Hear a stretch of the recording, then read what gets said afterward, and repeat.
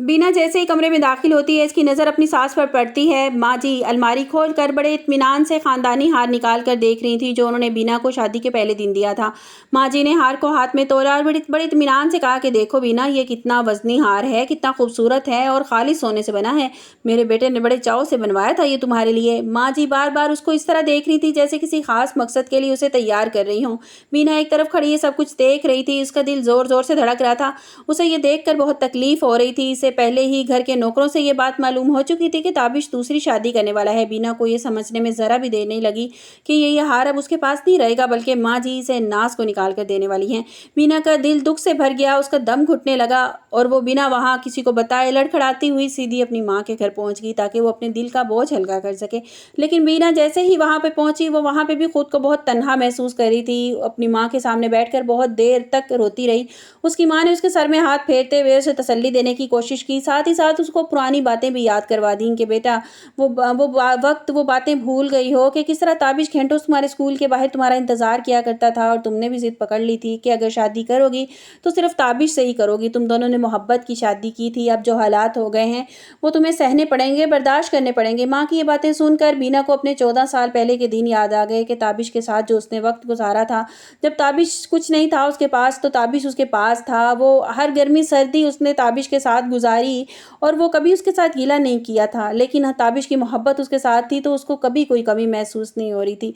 उसको याद आ रहा था कि 14 साल की तो मोहब्बत पे तो ताबिश ने मिट्टी डाल दी है। उसे ज़रा भी अंदाज़ा नहीं है कि मैं उससे कितनी मोहब्बत करती हूँ। और साथ ही साथ उसको ये भी याद आ रहा था, उसको अपनी सास के ताने, अपनी बातें याद आ रही थी कि तुम मेरे बेटे के मयार के मुताबिक नहीं हो, तुम अनपढ़ हो, तुम्हें तमीज़ नहीं है, बड़े आदमियों की बीवियां किस तरह रहती हैं, तुम्हें ज़रा भी तमीज़ नहीं है। मेरा बेटे ने अब तरक्की कर ली है, उसके साथ चलने के लिए पढ़ी लिखी औरत चाहिए, तुम उसके लिए बोझ बनकर रह गई हो। बीना के दिल पर ये बातें छुरी की तरह चलती हैं। उसे ऐसे लगता है कि वो जिस मोहब्बत के लिए सब कुछ छोड़ कर आई थी, इस मोहब्बत ने इसको तन्हा कर दिया है। उसको अपने 14 साल याद आ रहे थे कि इस इंसान के लिए उसने 14 साल ज़ाया कर दिए। उसके दिल में ज़रा भी उसकी कदर नहीं है। उसने किस तरह उसको निकाल कर फेंक दिया अपनी ज़िंदगी से। बीना उस घर में अब एक पल भी गुजारना नहीं चाहती थी। वो सीधे अब मौलवी साहब के पास जाती है और उनसे पूछती है कि क्या एक औरत के लिए जायज़ है, जब उसका शौहर उस पर जुल्म कर रहा है, वो उस घर में खुश नहीं है, तो क्या वो ये उसका घर छोड़कर जा सकती है? जिसपे मौलवी साहब बताते हैं कि ये जायज़ नहीं है, इस्लाम में इसकी कोई ठोस वजह मौजूद नहीं है।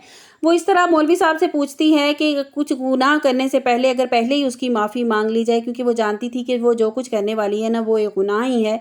और वो उसके दिल पर इतना बोझ था, वो बौदर करवाना चाहती थी ताबिश को कि जिस अजियत से जिस उससे वो गुजर रही है, वो सब कुछ वो ताबिश को भी करवाना चाहती थी, फील करवाना चाहती थी। इसलिए उसने एक बहुत बड़ा फैसला किया। उसने ठान लिया कि वो बहराम सब्जी वाला जो था उसके पास जाती है और उससे मदद मांगती है। बीना का मकसद ये हरगिज़ नहीं था कि वो उसके साथ भाग जाएगी। वो बस ताबिश को ये बौदर करवाना चाहती थी कि उसकी ज़िंदगी में भी कोई आ सकता है और ताबिश को ये एहसास हो कि उसकी बीवी की कदर क्या है। वो सिर्फ ताबिश को ये दिखाना चाहती थी कि ज़िंदगी में किसी और की ज़िंदगी में भी मेरी अहमियत हो सकती है।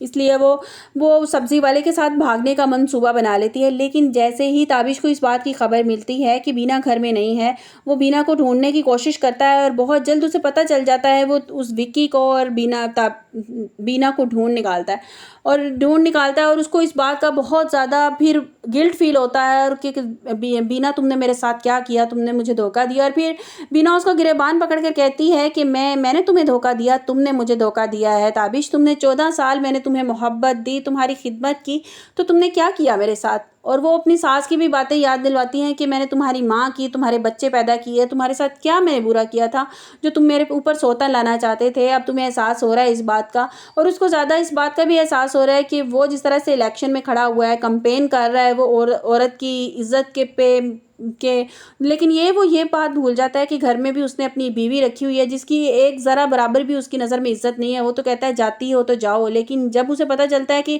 ये हंगामा बर्पा हो गया है न्यूज़ में और हर जगह पे अखबार में ये खबर फैल जाएगी कि मेरी बीवी किसी और के साथ भाग गई है, तो मेरी इज्जत क्या रह जाएगी।